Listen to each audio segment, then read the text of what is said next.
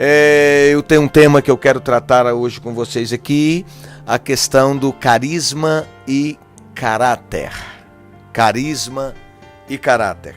O que me motivou a tratar esse tema, a tratar sobre esse assunto, foi um vídeo que eu recebi essa semana num dos grupos que participo, um grupo de WhatsApp, e que dava conta de uma igreja. Estava acontecendo uma reunião e tinha uma pessoa dirigindo essa reunião, não sei se ela era uma obreira, não sei se era pastora, qual era a posição dela, mas era alguém da frente, da liderança, estava dirigindo a reunião.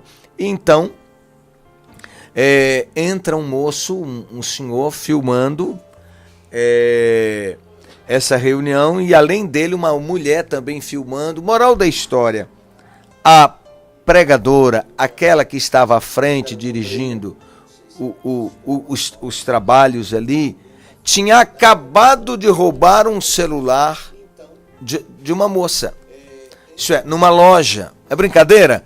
Ela acabou de roubar esse celular e foi para a igreja e foi para o altar dirigir o culto. E aí chega esse rapaz e essa outra vítima filmando, e eles então gravam essa coisa tão feia, tão nojenta, não é? E levaram a mulher até o carro, onde ela então teve que pegar o celular e devolver o celular. Mostraram as imagens, câmeras, né, de segurança lá do local, da loja, que mostrava que ela tinha roubado. E aí ele falou: mas que vergonha, te conheço há tantos anos, você aqui liderando essa igreja, e você é uma ladra e tal. E uma coisa tão constrangedora, tão feia. E eu fiquei pensando sobre essa questão de caráter e carisma, que são duas coisas diferentes. Carisma são os dons espirituais, graça recebida da parte de Deus. Caráter é fruto do Espírito, é vivência. Caráter é vida transformada, é mudança de vida, é mudança de atitude. Então, o carisma não pode ser confundido com caráter.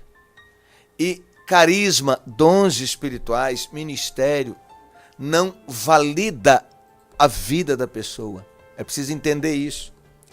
O que valida uma pessoa como uma pessoa de Deus, como uma pessoa, vou usar uma expressão popular, como uma pessoa do bem, é o caráter.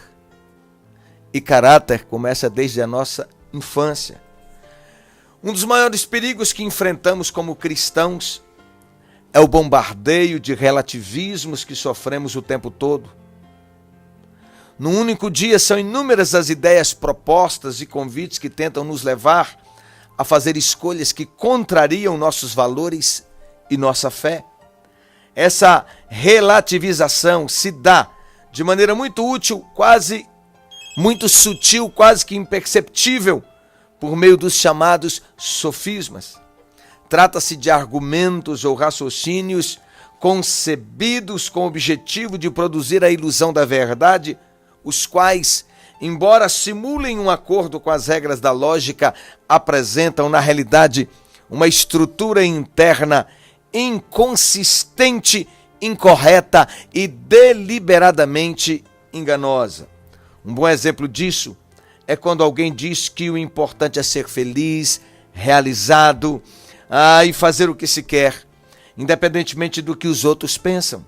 A princípio, esse discurso parece bem atraente e razoável, mas há nele um profundo sentimento de individualismo e de egoísmo, pois, se a sua felicidade pressupõe a infelicidade de outra pessoa, algo de muito errado está acontecendo. A aparência da proposta é agradável, mas a sua essência é pecaminosa. Infelizmente, também no meio evangélico, identificamos essas posturas sorrateiras e traiçoeiras.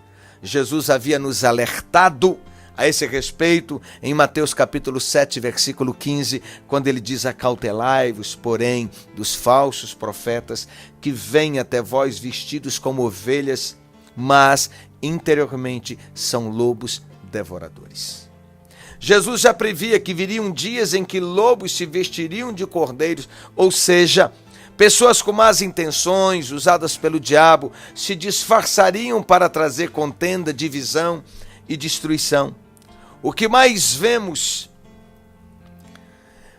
por aí são pessoas com muito carisma, mas pouco ou nenhum caráter.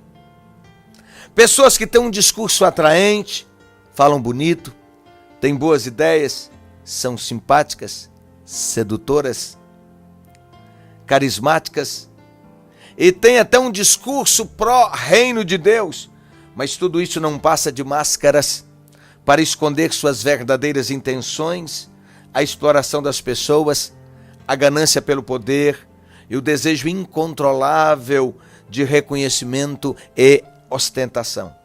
O apóstolo Pedro também alertou a igreja ao declarar que Deus vê o coração e não a aparência, portanto, carisma sem caráter não passa de uma serpente.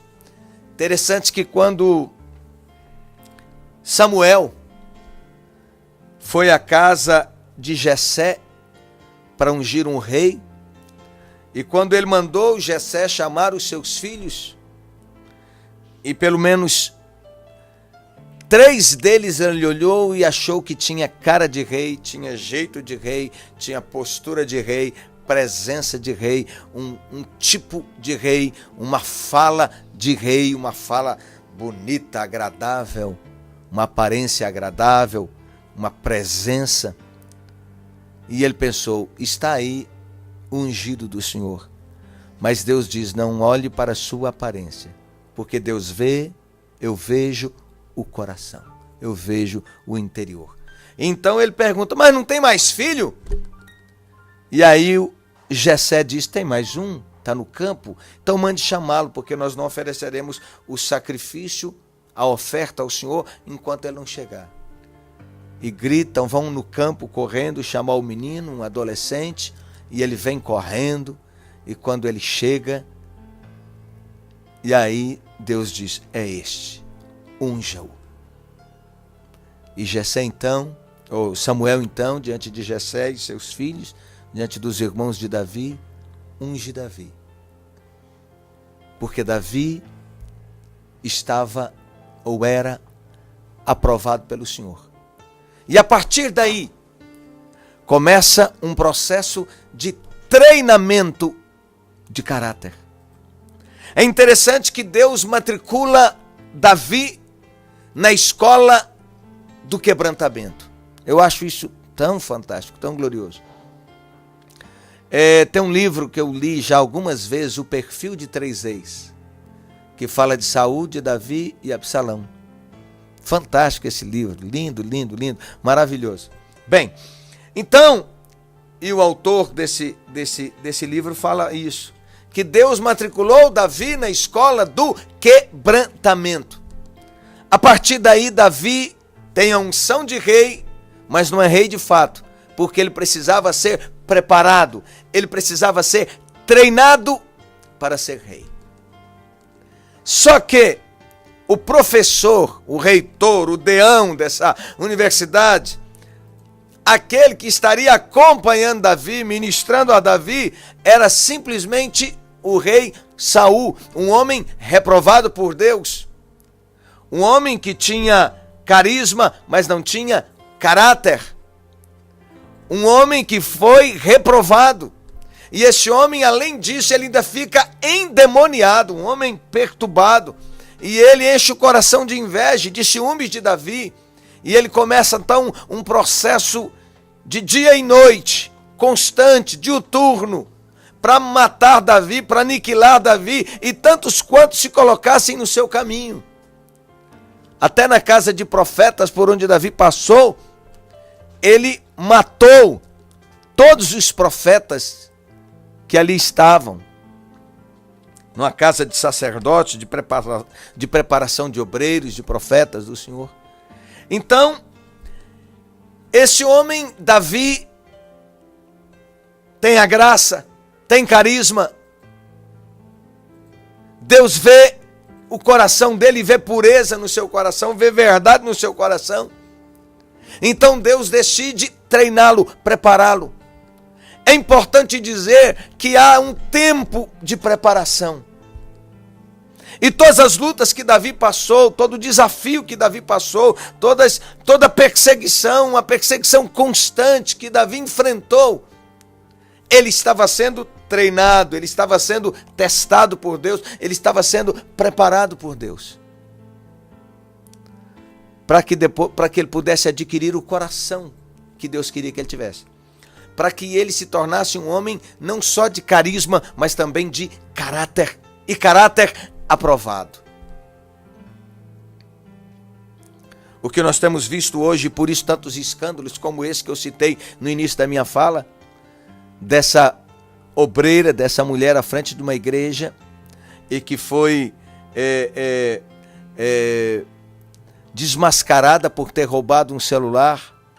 Um outro caso como o que aconteceu e que tomou dimensão nacional, do caso do pastor, lá em Linhares, e que abusou e matou o filho e o seu afilhado, né? O filho de sua companheira, de sua esposa, matou os dois meninos, tocou fogo na casa onde eles estavam. O que está acontecendo é simples.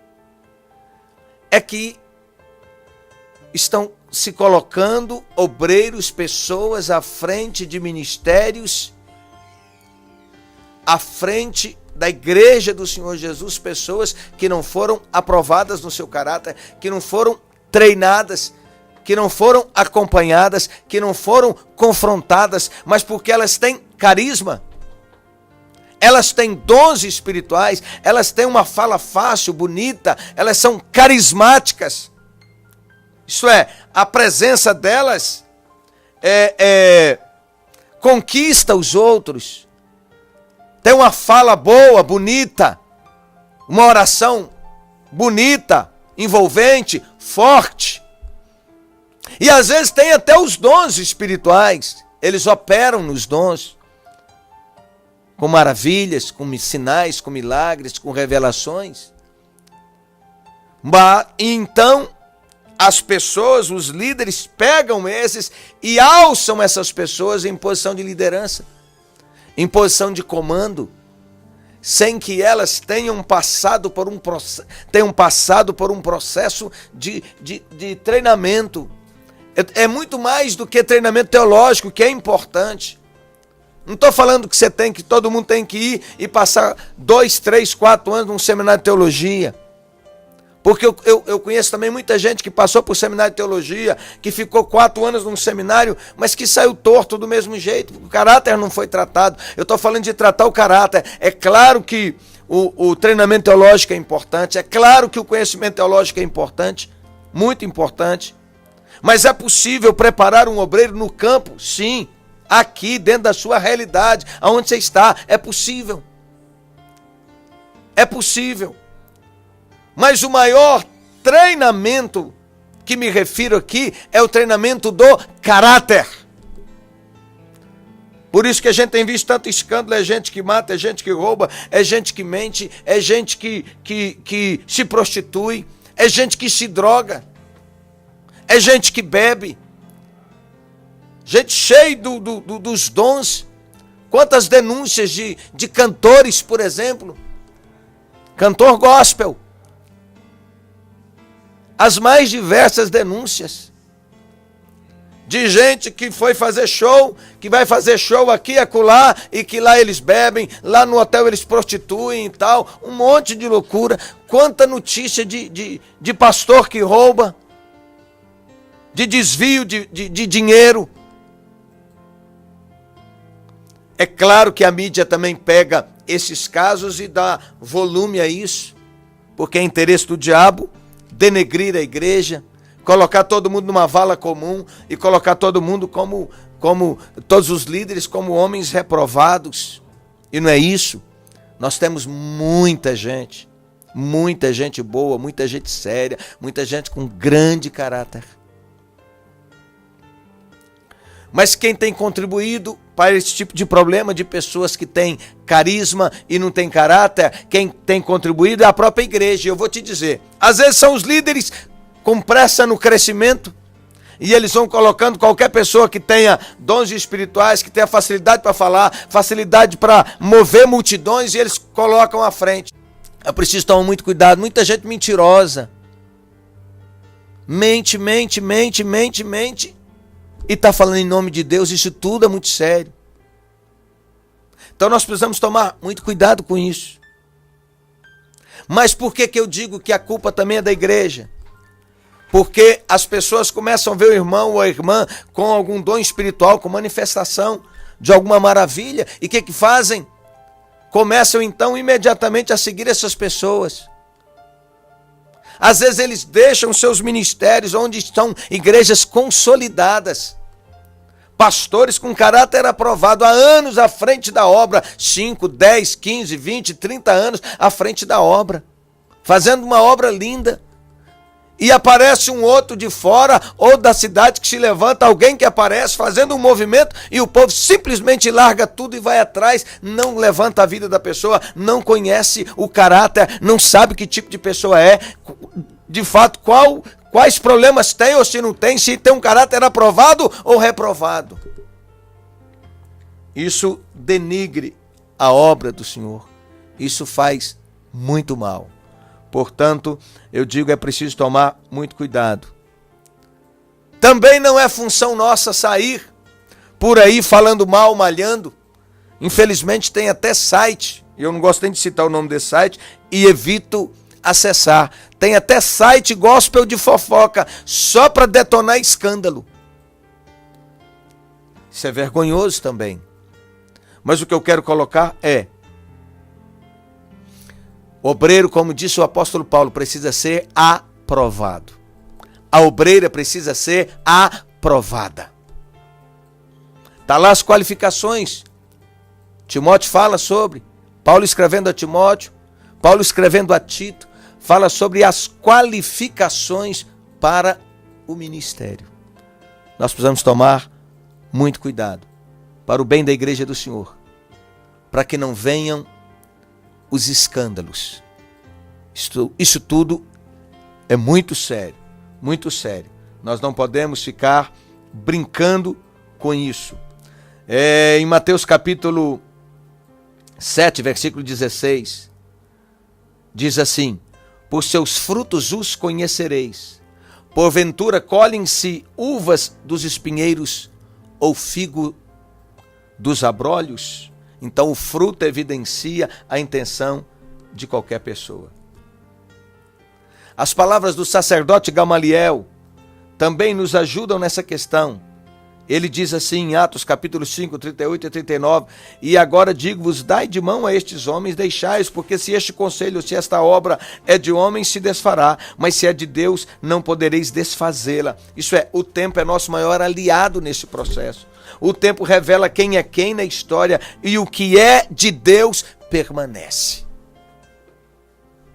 Então é preciso estar muito atento. Precisamos dar boas-vindas àqueles que Deus vai levantando na sua obra. Mas eu quero dizer, pastores, eu quero dizer líderes, eu quero dizer igreja, precisa acompanhar o crescimento, o desenvolvimento. Essas pessoas precisam ser testadas, porque se elas não estiverem maduras, por isso a palavra fala para não impor precipitadamente a mão. Porque isso fala de a necessidade da maturidade espiritual. Para que a gente não saia por aí dando autoridade a pessoas que não estão preparadas. Porque a guerra é grande. É uma guerra contra as trevas, contra Satanás e seus demônios. Então tudo que o diabo puder fazer para destruir, porque a obra e o ministério dele é esse, matar, roubar e destruir. E tudo que o diabo puder fazer para destruir, ele vai fazer. Então precisa ser gente que está mesmo firmado na rocha. E como é que isso acontece? Através de um acompanhamento, de um pastoreio. Os meninos sabem aqui diante de mim, comigo aqui está um jovem pastor, abençoado, frutífero. Ele sabe como é que a gente pega no pé, como é que a gente confronta, o tempo todo. O tempo todo. Há essa preocupação. essa preocupação, porque nós precisamos ajudar aqueles que têm um chamado da parte de Deus. Nós precisamos treiná-los, prepará-los, acompanhá-los, discipulá-los, discipliná-los, para que eles se tornem obreiros aprovados, para que a obra deles permaneça. Porque começar bem é fácil, continuar bem ou terminar bem que é o grande problema. Então, para isso, precisa ter base, precisa ter estrutura. Que Deus nos abençoe. Não saia por aí igual um louco. Todo mundo que você vê falando em nome de Deus e operando maravilhas, não saia acompanhando e dando ouvido a tudo. Olhe para a vida, acompanhe a vida, para saber se alguém que está apto, preparado, com caráter aprovado, para ser instrumento de Deus na nossa vida. Deus te abençoe, Deus te encha de graça. Um abraço. Vamos lá.